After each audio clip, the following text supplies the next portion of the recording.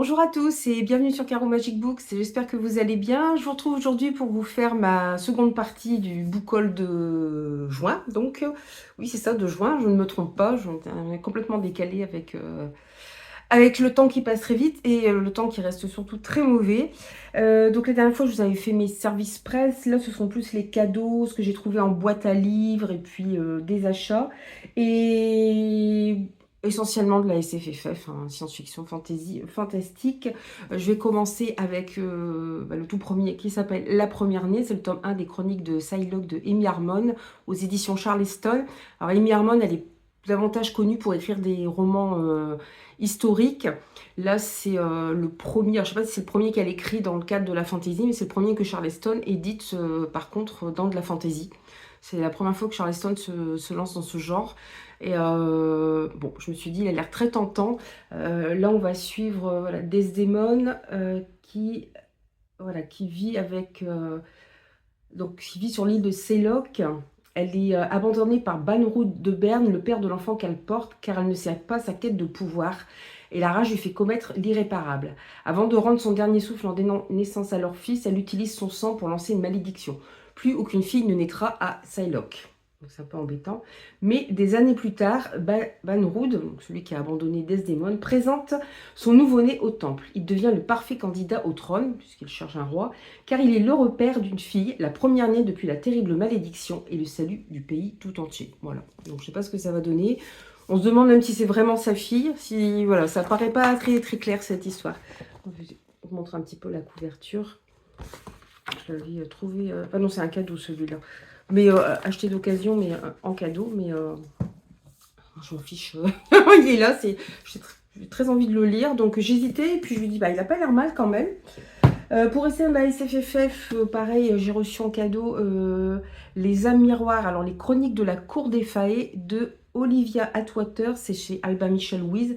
Donc, je pense qu'on va être plutôt dans de la fantasy young adulte, avec ce très beau jaspage aussi. Et là, on va suivre une jeune fille qui s'appelle, il faut que je retrouve son nom, Théodora. Alors, elle et sa cousine Vanessa font leur entrée dans le monde. Donc, à Londres, donc je suppose qu'on est fin 19e siècle. Bon, Vanessa brille énormément, mais Théodora, elle a beaucoup de mal à éprouver des émotions depuis qu'un failli s'est emparé de la moitié de son âme. Donc, c'est pas évident, effectivement, d'avoir une vie normale quand on ressent plus grand-chose. Rien ne pourrait vaincre son indifférence, mais alors pourquoi le mauvais caractère du Lord sorcier la perturbe-t-elle autant? Voilà. Il paraît que c'est pas mal, je pense qu'on va plus être dans de la romantaisie. À voir, vous voyez, c'est écrit assez large, je pense que ça se fait se lire très très bien. Toujours pour rester dans de la fantaisie, là j'avais trouvé d'occasion, j'ai entendu de bons retours dessus, le dernier combat de Sarah El Harifi aux éditions de Saxus. Et là en fait on va suivre 3 femmes, alors elles sont dans 3 clans différents.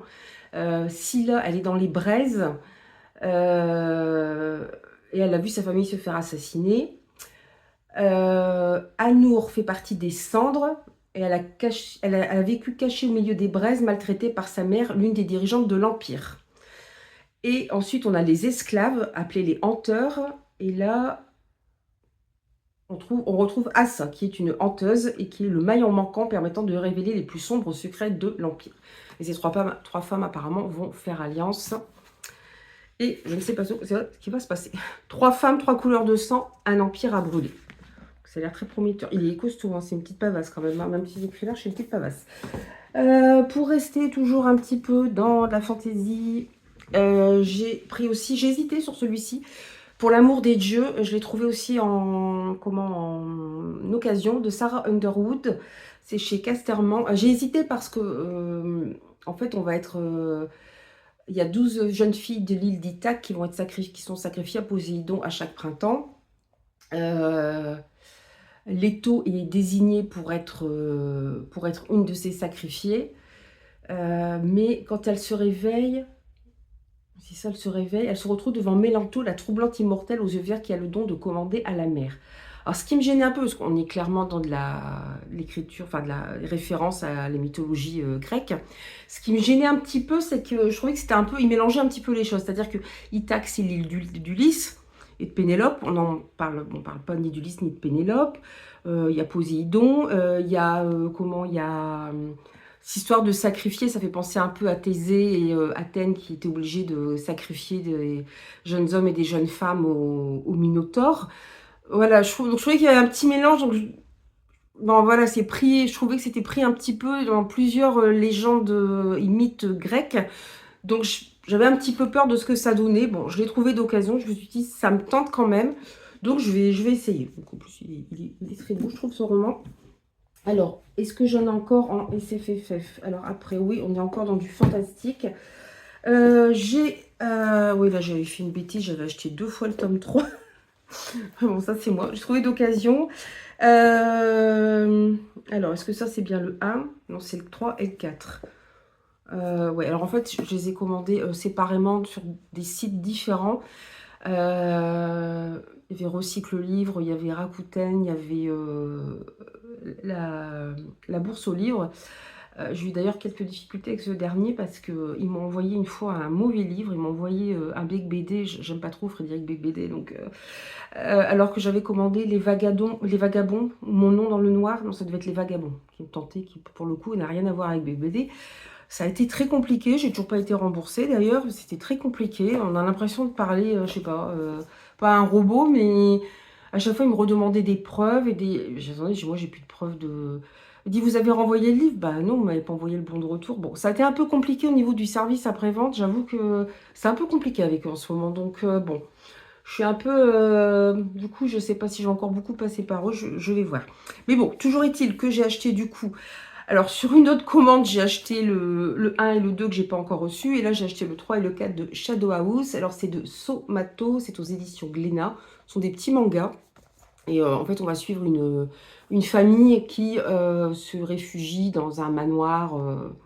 Voilà, vous connaissez mon amour des manoirs mystérieux où il va se passer des choses étranges. Vous voyez un peu ce personnage. On voit cette jeune fille qui fait très solaire et en même temps, on voit ce personnage dans l'ombre. Donc, c'est... je ne sais pas si le résumé est le même. Si... L'exhibition bat son plein. 5 nouvelles poupées vivantes accompagnées... Ouais, bon, je vais peut-être pas trop en dire là. Je ne sais pas si c'est marqué dès le tome 1. Bon. La couverture à l'arrière est très belle aussi. Je trouve qu'on a des portraits à chaque fois. Je vous lirai quand j'aurai le tome 1. Et là, bien sûr, je me suis trompée. J'ai acheté 2 fois le tome 3. Bon, c'est pas grave, je le revendrai. Pour rester un peu dans la fantaisie, fantastique, là c'est le tome, non, c'est le tome 2 du Grand Maître de la Cultivation Démoniaque. J'avais acheté le 1, donc c'est de Mo Xiang Tongxiu aux éditions Bookmark. J'avais acheté le tome 1, je dis, je vais peut-être attendre avant d'acheter le 2, de lire le 1. Et puis tout compte fait, comme il n'était pas très cher, il était d'occasion, bah, j'en ai profité. On va suivre en fait un mage très puissant et qui est tué par... Enfin, les gens commencent à avoir peur de lui. Donc, il est tué, il jure de se venger et il revient en étant réincarné dans le corps d'un autre homme. C'est quelque chose qu'on voit assez souvent dans les webtoons, ça, cette réincarnation, cette possibilité de changer les choses. Et puis, voilà, il va vivre d'autres aventures. Ça avait l'air très bien. Alors, il y a un manga qui vient juste de paraître en français. Il y a ces romans, je crois qu'il va y avoir un anime aussi, et je sais pas, il y a de très belles illustrations à la fin. Donc je ne sais pas à la base si c'est un manga, si c'est un roman, si c'est... Je sais pas à la base ce que c'était. Si voilà, si c'est parti d'un manga ou d'un... Et je pense pas que ce soit... Alors c'est chinois, donc je pense pas que ce soit l'anime. Hein. Généralement l'anime il est plutôt inspiré des mangas, mais c'est pas noté, non, c'est pas noté. Contient les chapitres 33 à 42 de la parution en ligne originelle. Donc, ça a d'abord paru en ligne aussi. Il y a peut-être moyen de le retrouver. Je ne l'ai pas vu, c'est vrai que je n'ai pas regardé sur les plateformes sur lesquelles je vais pour lire des webtoons. Mais voilà, je trouve sympa en plus. J'ai pas pris l'édition reliée collector qui est très belle, mais voilà, celle-ci est déjà très sympa, je trouve, parce qu'il y a, voilà, il y a des illustrations en noir et blanc, puis je vous ai montré à la fin, il y a des illustrations en couleur. Donc, je trouvais que c'était déjà... bon, celle-ci est en noir et blanc, mais c'est pas grave. Mais je trouvais que c'était déjà très très beau, donc voilà, j'ai pas trop insisté. Ensuite, pour rester un peu dans du fantastique, j'ai acheté Narcogénèse de Anne Fakouri. Là, on va suivre Louise Gaucher qui travaille dans un service de réanimation. Dès qu'elle le peut, elle s'assoupit auprès des malades plongés dans le coma. Elle a le don de voyager dans le monde des rêves, où les patients cheminent entre la vie et la mort. Simon Larcher est flic. Il ne boit plus, ne baisse plus, il ne joue à rien. Il voudrait juste nettoyer le monde de son horreur et de sa tristesse. Une nuit de janvier, un enfant de la DAS disparu et retrouvé dans le parc du Chez, propriété de la puissante et riche famille de Louise. Donc on va être dans du fantastique, c'est chez La Talente. Hein. Anne Fakouri, c'est celle qui a écrit, je n'ai pas retrouvé, elle a écrit un roman il n'y a pas très longtemps qui avait pas mal fait parler de lui. Donc c'est pas cela. Je l'ai trouvé d'occasion, vous voyez, c'est un livre qui a été enlevé d'une médiathèque, ça qui a été désherbé. Donc moi ça a bien fait mon affaire, c'est très bien. Alors celui-ci, je l'ai pris, j'ai trouvé en boîte à livres. Et donc il n'y a rien, il n'y a pas de résumé, c'est Françoisire, hein, je pense. Hein, donc il n'y a pas de résumé. Et j'ai vu, alors c'est Présage de James Herbert. Et je me suis dit, bah, James Herbert, il écrit, c'est du fantastique ça. En fait, je crois que j'ai fait l'amalgame avec Frank Herbert qui a écrit Dune. Mais je me suis dit, bah, Présage, ça laisse justement présager de quelque chose d'un peu mystérieux. Donc je l'ai quand même pris. Voilà. Bon, ça commence assez fort, c'est marqué Suicide mystère de 7000 pingouins. Course à la mort chez les pingouins. Voilà, donc c'est bien du Françoisire, je ne sais pas de quand il date. Ouais, je regarde s'il a écrit. Ouais, il date quand même de 1994. Hein. Donc à voir. Je sais pas, je l'ai pris, je verrai bien. Bon, je verrai. Là, on est plus dans du post-apo. C'est Zona Zero de Gilberto Villarroel aux Forges de Vulcain. C'est Lucie Alu sur sa chaîne qui en avait pas mal parlé. Du coup, ça me tentait. Je suis toujours curieuse des parutions de la maison d'édition Forges de Vulcain. Là, il y a un tremblement de terre qui déclenche une épidémie d'origine inconnue qui transforme Santiago en paysage apocalyptique. Un journaliste, Gabriel, entre dans la ville pour sauver son épouse Sabine. Elle vient d'apprendre qu'elle est enceinte. Mais la capitale est assiégée par des troupes étrangères qui interdisent l'accès à la Zona Zero. Le chaos règne, les habitants sont transformés en créatures meurtrières et destructrices. Avec l'aide d'un militaire américain et d'un groupe de mineurs en grève, Gabriel traverse une ville infestée de monstres. Sa mission, sauver un curé déchu qui a la clé pour affronter le mal légendaire qui les menace tous. Ça a l'air très sympa. Je trouvais que Lucie en avait bien parlé sur sa chaîne. Je suis toujours intéressée par les éditions aux Forges de Vulcain. Puis on a du post-apo, du fantastique, donc ça me tentait pas mal quand même. Je surveille l'heure parce qu'après, il faut que j'aille au travail. Pas chercher les enfants, mais que j'aille au travail. Celui-ci, je l'avais vu passer aux éditions Erol il y a quelques mois quand il est sorti. J'ai vu de bons retours sur Bookstagram, c'est Vendetta. C'est la réédition d'un roman de Marie Corelli. Donc j'espère qu'il n'a pas trop vieilli. Parce qu'elle est née en 1855 et décédée en 1924. J'espère que ce ne sera pas une écriture trop lourde. Mais le pitch me tentait beaucoup parce qu'on est dans un côté assez gothique. Vous voyez, on voit un cimetière en fait. Et là, on va suivre en 1884. Le comte Fabio Romani est déclaré mort à cause d'une épidémie de choléra. Mais il parvient, apparemment il n'était pas tout à fait mort, ou il y a peut-être autre chose derrière, je ne sais pas trop. Mais il arrive à sortir de son caveau et tout content, qu'est-ce qu'il fait? Il va voir sa femme. Et là, il tombe sur sa femme qui le trompe avec son meilleur ami. Donc je vous laisse imaginer, d'où le titre Vendetta. Voilà, donc il y avait ce côté un peu... voilà, déjà la couverture, je la trouve magnifique. Je me dis, ça se passe au 19e siècle. C'est écrit par une autrice plutôt de fin 19e siècle. Voilà, j'espère que ce ne sera pas trop dur. Et puis, il y a cette histoire de vengeance, Voilà, je me dis, en plus, il revient, est-ce qu'il était vraiment mort, pas mort? Je ne sais pas s'il y aura une partie fantastique, je ne sais pas trop. Pour rester dans le fantastique, celle-ci, c'est une BD dont j'avais entendu parler sur la chaîne de Jodie, Les Livres de la Crypte. C'est Dans les bois de Émilie Carole chez Casterman, encore une fois. Et c'est pareil, elle m'avait beaucoup hypée. Alors, c'est parce qu'elle en a parlé, parce que franchement, c'est pas forcément mon genre de dessin. Mais là, j'avoue que ça m'avait... voilà. Par contre, l'arrière est superbe, donc ça m'avait fortement tenté. Une cabane perdue dans la neige et des jeunes filles qui disparaissent tour à tour la nuit venue. Des monstres parasites cachés au fond des bois qui attendent la proie idéale pour faire leur nid.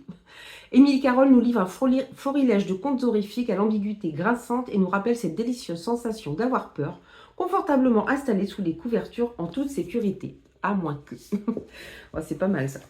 Il est sympa, il y a même un signé avec et tout, donc ça va être plusieurs histoires. Je ne savais pas qu'il y avait plusieurs histoires, mais bon, j'avoue que ça me...